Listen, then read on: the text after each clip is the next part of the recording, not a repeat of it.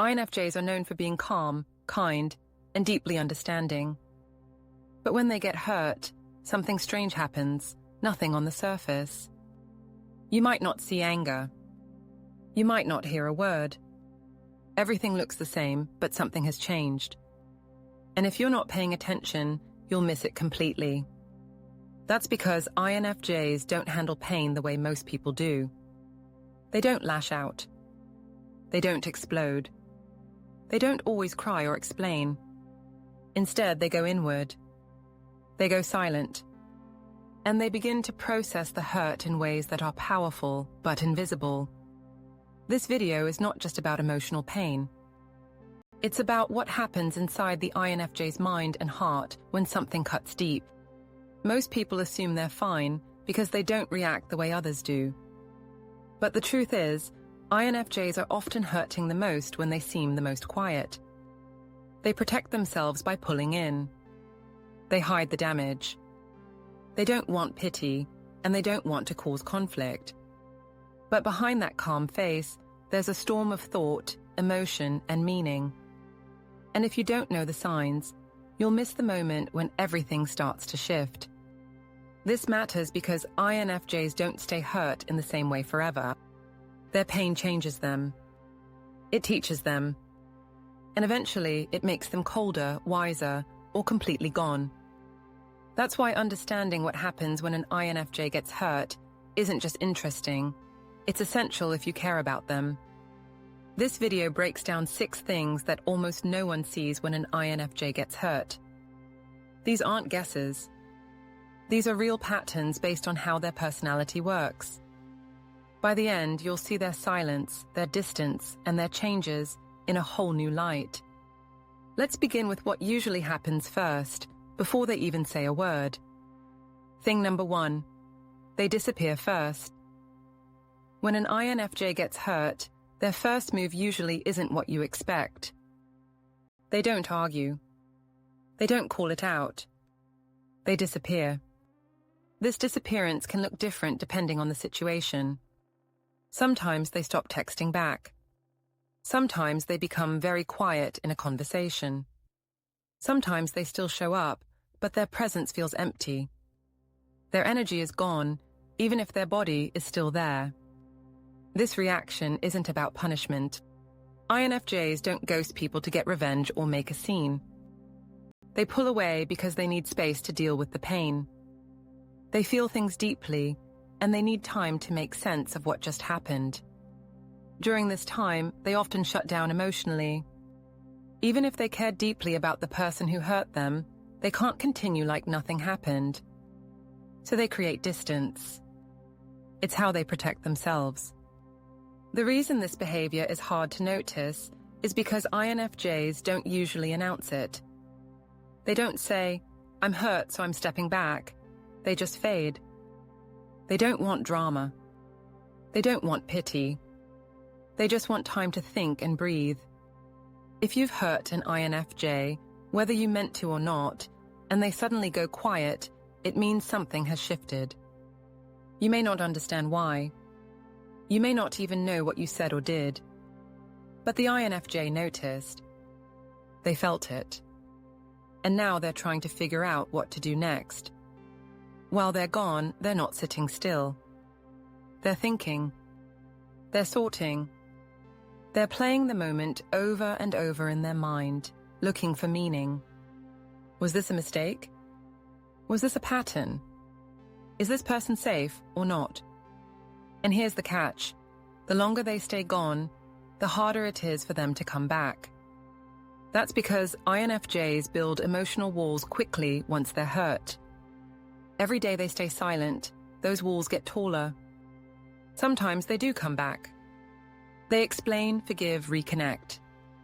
But other times they don't. And no one even knows what happened. All they know is that the INFJ vanished and never returned the same. If someone ever says, "She just cut me off for no reason," and that person is talking about an INFJ, there was a reason. It just happened silently.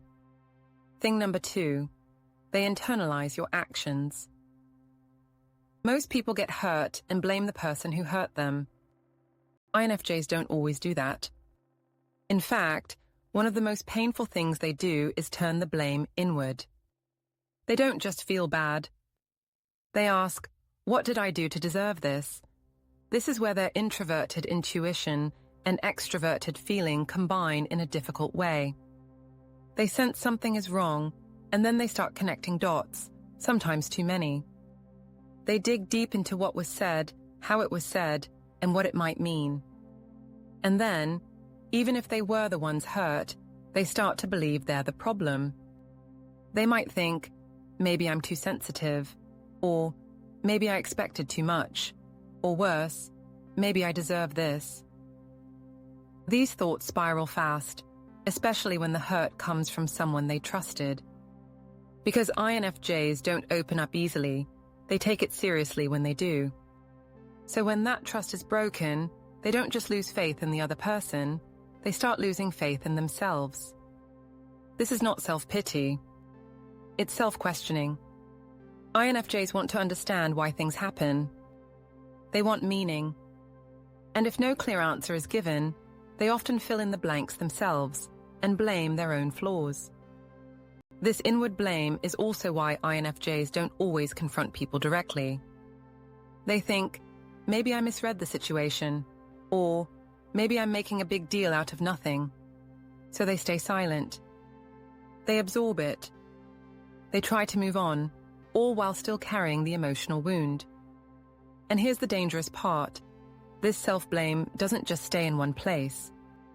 It can start to affect how INFJs see their entire identity. They might think they're not good enough, not strong enough, or not worth being treated well. One moment of hurt can cause them to rewrite how they see themselves. This process is completely invisible to outsiders. On the surface, they may still be kind, helpful, and calm. But inside, they're fighting a war with themselves. They're trying to figure out what they did wrong, even when they didn't do anything at all.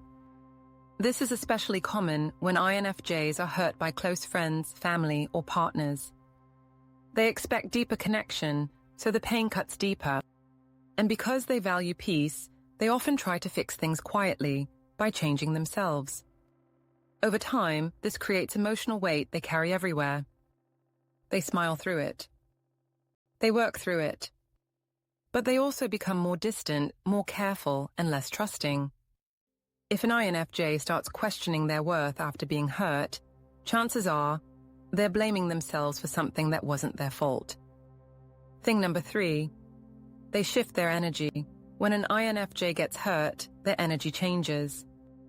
It doesn't always show in words or actions. But if you're paying attention, you'll feel it. Before the hurt, INFJs are warm. Their presence feels open, soft, and focused. They listen closely. They offer comfort without trying. They show up emotionally, even in small ways. But after they're hurt, all of that changes, fast. The INFJ doesn't need to say they're upset. You'll notice something feels colder. They may still reply. They may still smile. But the warmth is gone. Their responses feel shorter.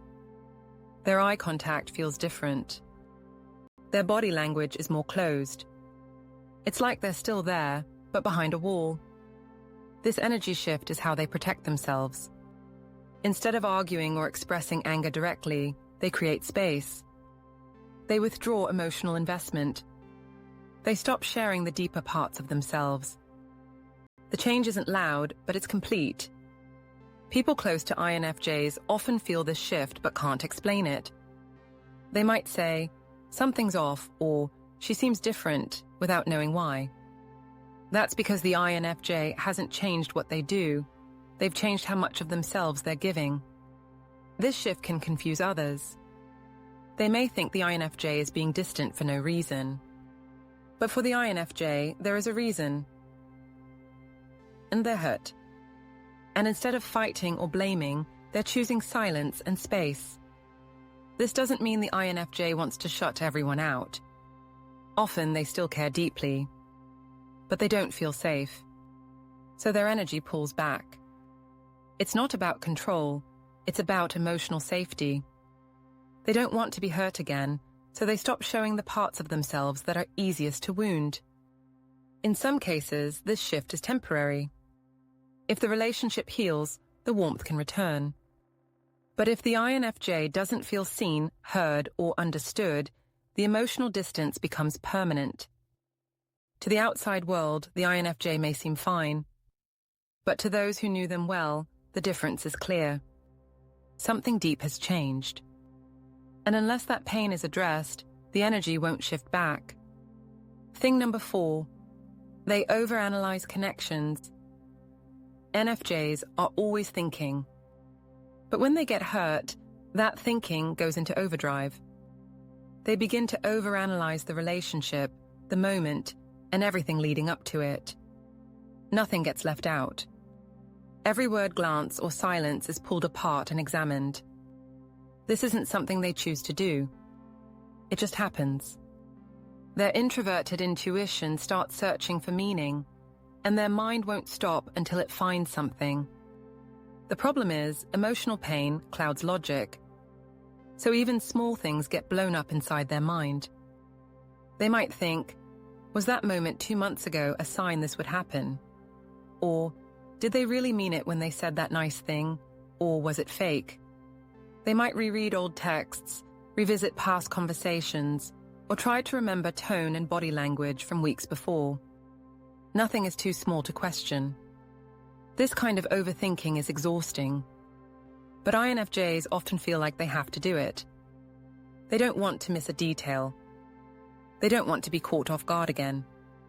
They want to know why something happened, and if it could have been avoided. This stage can also make them second-guess the entire relationship.